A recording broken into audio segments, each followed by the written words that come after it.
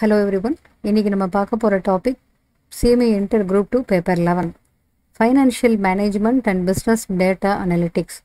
இந்த பேப்பரை எப்படி ப்ரிப்பரேஷன் பண்ணணும், எக்ஸாம் ஓரியன்டாக எப்படி ப்ரிப்பேர் பண்ணணும், ஆல்ரெடி நீங்கள் படிச்சிருக்கலாம் அல்லது இப்போ தான் ஃப்ரெஷ்ஷாக இந்த சப்ஜெக்டை நீங்கள் படிக்க போகிறீங்க அப்படின்னு இருக்கலாம்.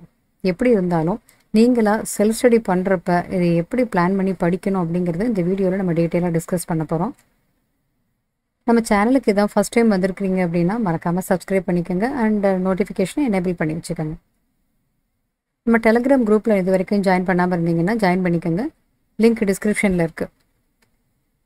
இப்போ செல்ஃப் ஸ்டடி பண்ணினும் நம்மளால் ஒரு 60+ எடுக்க முடியுமா? 60+ என்ன, இது 70+, 80+ எதுனாலும் நீங்கள் எடுக்கலாம். ஸோ மோர் தேன் 60+ செல்ஃப் ஸ்டடி பண்ணியும் எடுக்க முடியும் இந்த financial management and business data analytics பேப்பரில். பேப்பர் 11 100 மார்க்ஸில் ஃபைனான்ஷியல் மேனேஜ்மெண்ட்டில் ஒரு 80 மார்க்ஸும் பிஸ்னஸ் டேட்டா அனலிட்டிக்ஸ்க்கு 20 மார்க்ஸும் 2 செக்ஷனாக பிரிச்சிருக்காங்க. Business data analytics full and full தியரியாக இருக்கும். பட் ஃபைனான்ஷியல் மேனேஜ்மெண்ட்டில் தியரி ப்ளஸ் ப்ராப்ளம்ஸ் ரெண்டுமே கலந்துருக்கும். ஸோ இதை எப்படி ப்ரிப்பேர் பண்ணணும் இதை நம்ம டீட்டெயிலாக பார்க்கலாம்.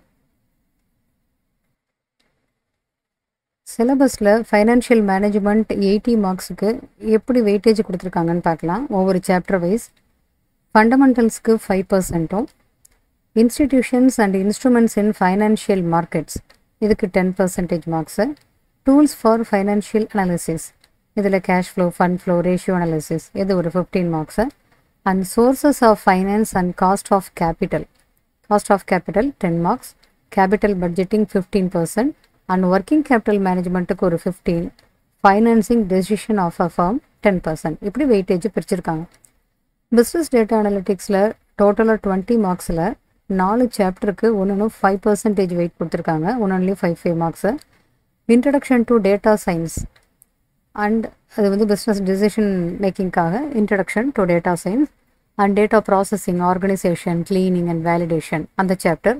அடுத்தது data presentation, last one data analysis and modelling. So ஒவ்வொரு சாப்டருக்குமே தனித்தனியாக 5% வெயிட்டேஜ், தட் இஸ் 5 மார்க்ஸ் 5 மார்க்ஸுக்குன்னு கொடுத்துருக்காங்க. ஸோ இந்த வெயிட்டேஜோடைய பேட்டர்ன் இங்கே கொடுத்துருக்காங்க. மேக்ஸிமம் இந்த வெயிட்டேஜை பேஸ் பண்ணி கொஸ்டின் பேப்பர் வரும். பட் இந்த வெயிட்டேஜை கொஞ்சம் டீவியேஷன் ஆகியும் கொஸ்டின் பேப்பர் வரலாம். ஸோ அதையும் எக்ஸ்பெக்ட் பண்ணியே படிங்க. கரெக்டாக இந்த சாப்டர் படித்தோம்னா இதில் 15 மார்க்ஸ் நம்ம ஸ்கோர் பண்ணிடலாம், அப்போ இந்த 15 இந்த மாதிரி செலக்டடாக எடுத்து இதை மட்டும் ஸ்கோர் பண்ணிடலாம் அப்படிங்கிற ஒரு மோட்டிவ் வேண்டாம். ஏன்னா சில சமயத்தில் வெயிட்டேஜ் கொஞ்சம் மாறவும் செய்யலாம். மேக்ஸிமம் இது வரத்துக்கு வாய்ப்பு இருக்குது, சில சமயம் சேஞ்ச் ஆகிறதுக்கும் வாய்ப்பு இருக்கிறதுங்கிறதுனால நீங்கள் ஃபுல் சிலபஸ்க்குமே கான்சன்ட்ரேஷன் எப்போவுமே கொடுங்க. எந்த சப்ஜெக்டாக இருந்தாலும் ஃபுல் சிலபஸ்க்குமே கான்சன்ட்ரேஷன் பண்ணி படிங்க. இப்போ சப்போஸ் நீங்கள் எக்ஸாம்பிளுக்கு ஏதாவது ஒரு டாபிக் மட்டும் எடுத்து அதில் ஃபுல்லாக கான்சன்ட்ரேட் பண்ணி பட் நீங்கள் எதிர்பார்த்த மாதிரி கொஸ்டின் இல்லாமல் அதில் வேறு மாதிரி ட்விஸ்ட் பண்ணி கேட்டு அதை உங்களால் அட்டன் பண்ண முடியலைன்னா மற்ற சாப்டர் ஏதாவது படிச்சிருந்தா இப்போ நம்ம ஈஸியாக முடிச்சிருக்கலாமாங்கிற ஒரு ஃபீலிங் வரும் இல்லையா? அதுக்காகத்தான் சொல்கிறேன், எப்போவுமே ஃபுல் சிலபஸுமே கவர் பண்ணுற மாதிரியே உங்களுடைய எய்ம் இருக்கட்டும். அதுக்கு ஏற்ற மாதிரி பிளான் பண்ணி படிங்க. அப்போ தான் எக்ஸாம் ரொம்ப சிம்பிள் அண்ட் ஈஸியாக இருக்கும், உங்களால் ஈஸியாக கிளியர் பண்ண முடியும். Section A financial management.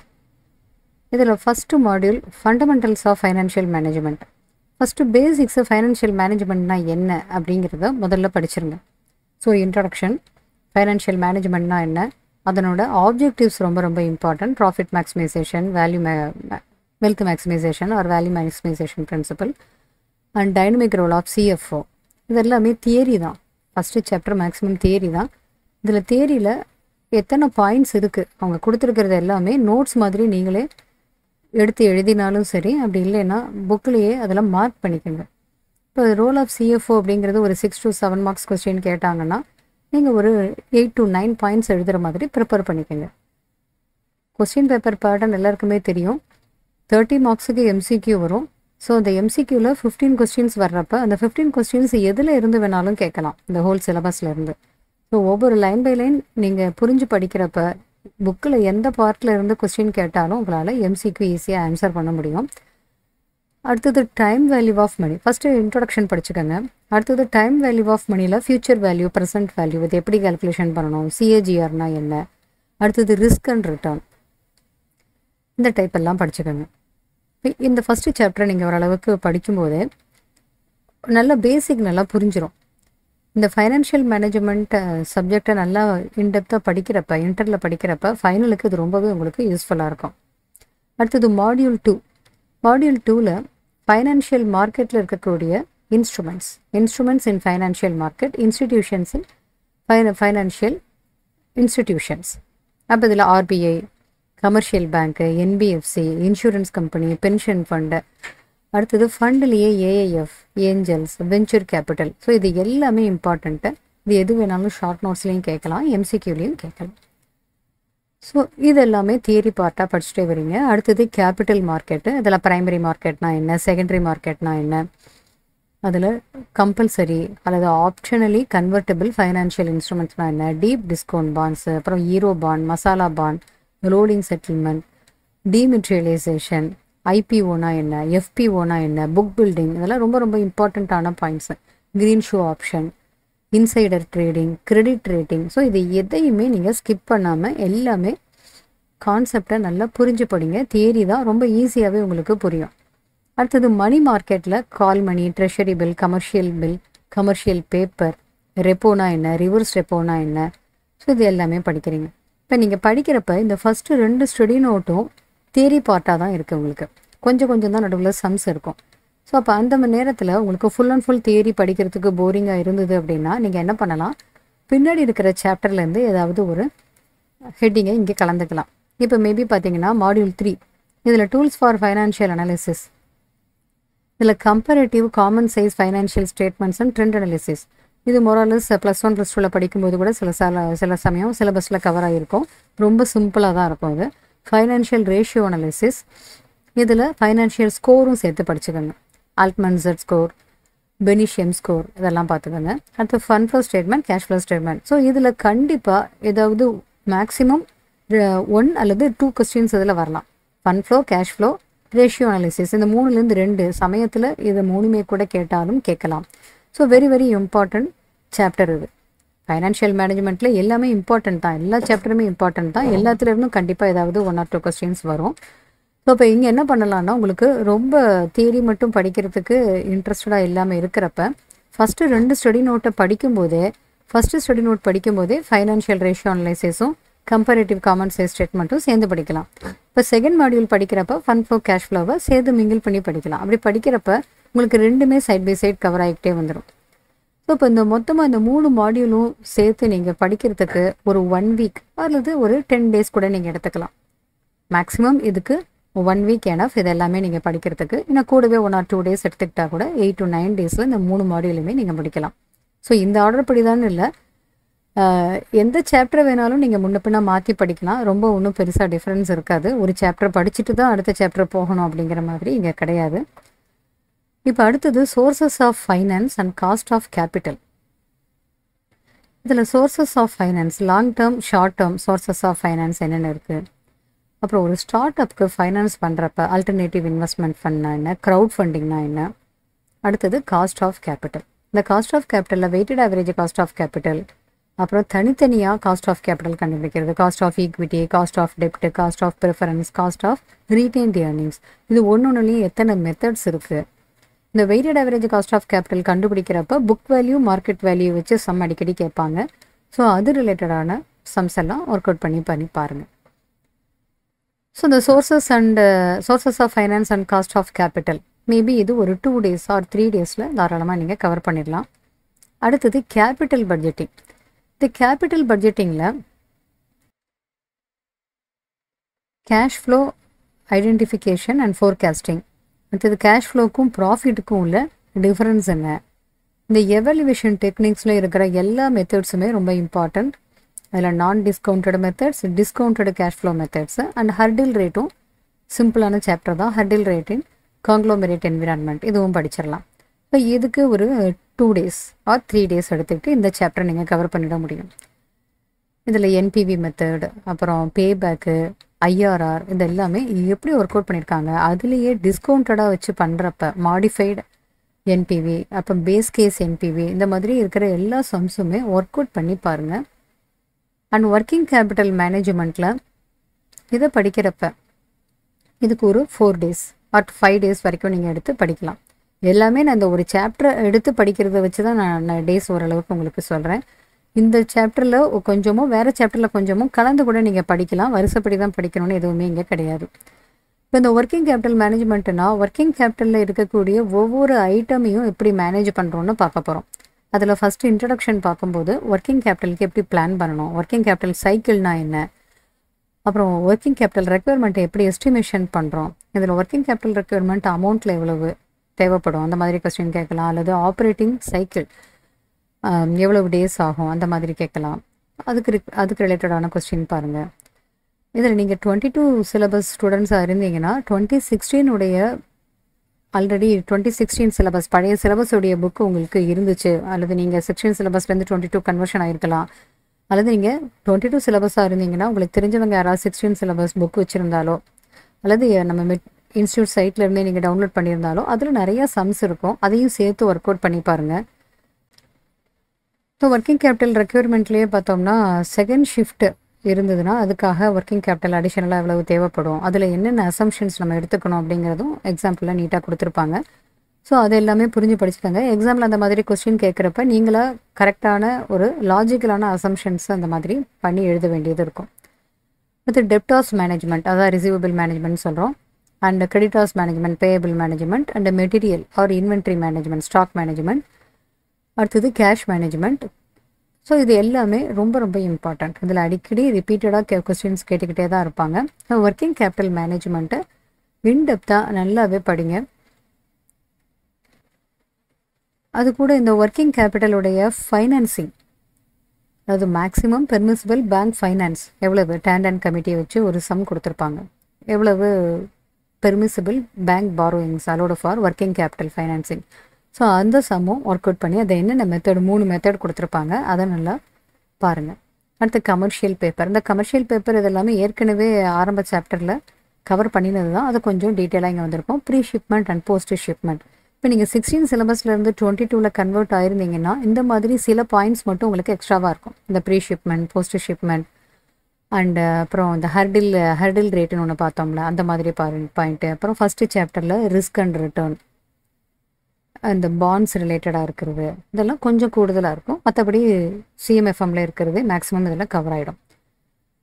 அடுத்தது financing decision of a firm, capital structure, capital stacking. இந்த கேபிட்டல் ஸ்ட்ரக்சரில் எப்படி இருக்கணும், ஈக்விட்டி இருக்கணுமா, டெப்ட் இருக்கணுமா, அது எந்த ரேஷியோவில் இருக்கணும், லிவர்டு ஃபார்ம்னா என்ன, அன்லிவர்டு ஃபார்ம்னா என்ன, இதில் என்னென்ன தியரியெல்லாம் சொல்லியிருக்காங்க, எம்எம் தியரி. ஸோ இது எல்லாமே இன்டெப்த்தாக எது ரெலவெண்ட் எது இர்ரெலவெண்ட் தியரி அதுவும் புரிஞ்சு படிக்கணும். அதில் எந்த ஆத்தர் என்ன தியரி சொல்லியிருக்காங்க அப்படிங்கிறதும் சேர்த்து பாருங்கள். ஏன்னா இந்த மாதிரி கொஸ்டின்ஸும் எம்சிக்யூவில் கேட்குறாங்க. அடுத்தது இபிஐடி இபிஎஸ் ரெண்டுமே இன்டிஃபரன்ஸாக இருக்கக்கூடிய point. EPIT EPS analysis. So எந்த பாயிண்டில் ஒரு பர்டிகுலர் ஃபர்முடைய கேபிட்டல் ஸ்ட்ரக்சர் எதுவாக இருந்தாலும் இன்டிஃபரன்ஸாக இருக்கும்.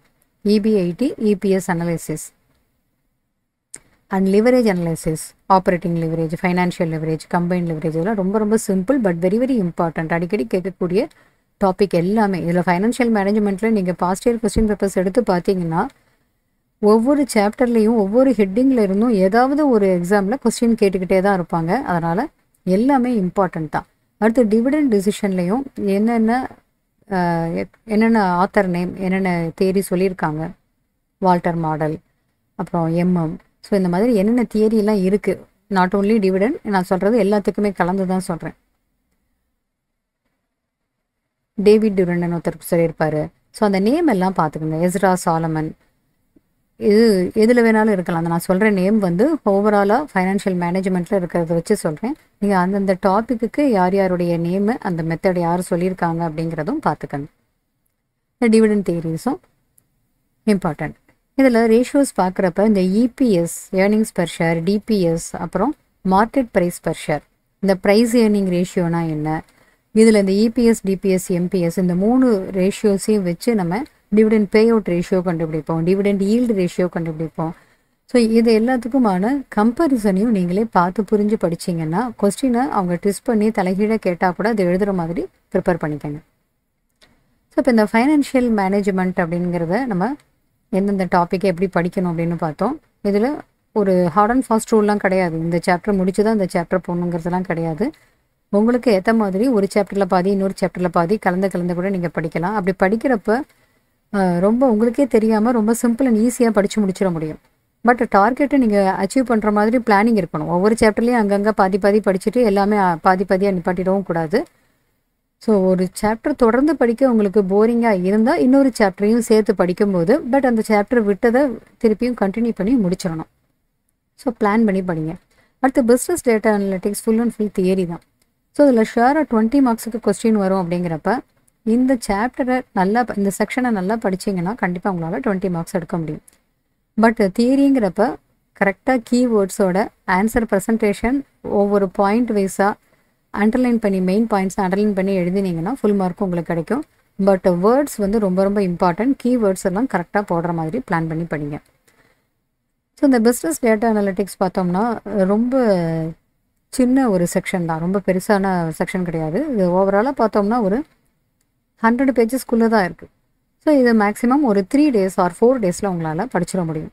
ஸோ மொத்தமே 4 டாபிக் தான் இருக்குது, 4 மாடியூல் தான் இருக்குது. ஸோ ஒவ்வொரு மாடியூலும் 1 day அப்படின்னு பிளான் பண்ணி படிச்சிங்கன்னாலும் உங்களால் படிச்சிடலாம். அஸ் யூஷுவல் நான் முதல்ல சொன்ன மாதிரி ஒவ்வொரு மாடியூலும் தியரியாக இருக்கிறப்ப உங்களுக்கு போரிங்காக இருந்ததுன்னா இங்கே ஃபைனான்ஷியல் மேனேஜ்மெண்ட்டில் ஒரு ப்ராப்ளம் ஓரியன்டான டாப்பிக்கும் இதுவும் மிங்கிள் பண்ணி நீங்கள் படிக்கிறப்ப உங்களுக்கு அலுப்பு தெரியாமல் படித்த மாதிரி இருக்கும். ஃபுல் சப்ஜெக்ட்டுமே கவர் ஆன மாதிரி இருக்கும்.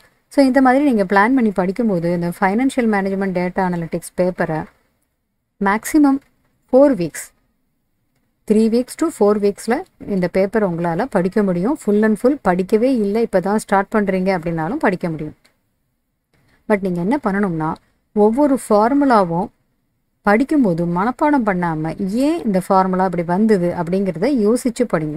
ஆல்ரெடி நம்ம சேனலில் ஃபைனான்ஷியல் மேனேஜ்மெண்ட்டில் ஃபார்முலாஸ்லாம் எப்படி வந்தது, அதை எப்படி ஈஸியாக மெமரியில் வச்சுக்கணும், ரேஷியோ அனாலிசிஸ் அந்த மாதிரி நிறையா டாபிக் நான் வீடியோ போட்டிருக்கேன்.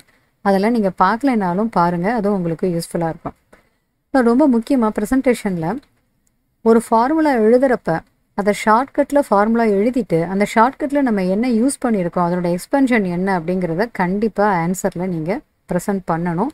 அப்படி இருந்தால் தான் உங்களுக்கு ஃபுல் மார்க் கிடைக்கும். ஃபார் எக்ஸாம்பிள் இப்போ இஓக்யூ எடுத்துக்கலாம். இஓக்யூவில் ஃபார்முலா எழுதுறீங்க. EOQ is equal to √2 2AO/C அப்படின்னு இருக்கும் இல்லையா. இதை ஃபார்முலா எழுதிட்டு நீங்கள் ஆன்சர் அப்படியே ப்ரெசென்ட் பண்ணுறது ஓகே. பட் என்ன பண்ணணும்னா இஓக்யூனா என்ன, இஓக்யூ அப்படின்னு போட்டுட்டு எக்கனாமிக் ஆர்டரிங் குவான்டிட்டி அப்படின்னு எழுதணும். அதே மாதிரி லெட் ஏபி ஆனுவல் கன்சம்ஷன், அந்த யூனிட்ஸ் எவ்வளவு யூஸ் பண்ணுறோம் 1 yearல. ஓ அப்படின்னா ஆர்டரிங் காஸ்ட்டு, சிங்கிறது கேரியிங் காஸ்ட் அப்படிங்கிறத கண்டிப்பாக எக்ஸ்பிளைன் பண்ணணும். அதோட அந்த ஆன்சர் முடிவில் என்ன வருதோ அது யூனிட்ஸ்னு போடணும், ருபீஸ்னு போடணும். இது நான் ஒரு சாம்பிளுக்கு தான் சொல்லியிருக்கேன். ஃபைனான்ஷியல் மேனேஜ்மெண்ட்டில் நிறைய ஃபார்முலாஸ் உண்டு. ஸோ அந்த ஃபார்முலாஸ் எல்லாமே நல்லா புரிஞ்சு படிக்கும்போது தான் நமக்கு எக்ஸாமில் மறக்காமல் அப்ளை பண்ண முடியும். அதையே அவங்க வேறு மாதிரி ட்விஸ்ட் பண்ணி கேட்டாங்கனாலும் உங்களால் அது ஈஸியாக செய்ய முடியும். ஸோ நீங்கள் ஃபஸ்ட்டு ஸ்டடி மெட்டீரியலை படிங்க. படிக்கும்போதே வீக்லி ஒன்ஸ் படித்ததை நெக்ஸ்ட் வீக் ரிவைஸ் பண்ணுறதுக்கு ட்ரை பண்ணுங்கள். அப்படி முடியலைன்னா இன்னும் ஒரு 1 weekல கழிச்சாவது திருப்பி ரிவைஸ் பண்ணிவிடுங்க. ப்ராக்டிஸ் கொஸ்டின்ஸ்க்கு பாஸ்ட் இயர் கொஸ்டின் பேப்பர்ஸ் எல்லாமே யூஸ் பண்ணுங்கள். பாஸ்ட் இயரில் நம்ம இன்ஸ்டியூட்டில் பழைய சிலபஸில் கேட்டிருந்தாலும் பரவாயில்ல, ஃபைனான்ஷியல் மேனேஜ்மெண்ட் ரிலேட்டடானது எல்லாமே ரிவைஸ் பண்ணுங்கள். அது ரொம்ப யூஸ்ஃபுல்லாக இருக்கும். அதோட சிஏ மெட்டீரியல் அண்ட் சிஏல இருக்கிற past year question papers and சிஏசிஎம்ஐயோடைய ரிவிஷன் டெஸ்ட் பேப்பர்ஸ் எல்லாம் யூஸ் பண்ணுங்கள். ரொம்ப சிம்பிள் அண்ட் ஈஸியாக உங்களால் 60+ எடுக்க முடியும் இந்த financial management business data analytics பேப்பரில். ஸோ இந்த வீடியோ உங்களுக்கு ரொம்பவே யூஸ்ஃபுல்லாக இருக்கும்னு நம்புகிறேன். இந்த வீடியோவை உங்களோட ஃப்ரெண்ட்ஸுக்கு ஷேர் பண்ணுங்கள். நம்ம அடுத்த ஒரு டாப்பிக்கில் மீட் பண்ணலாம்.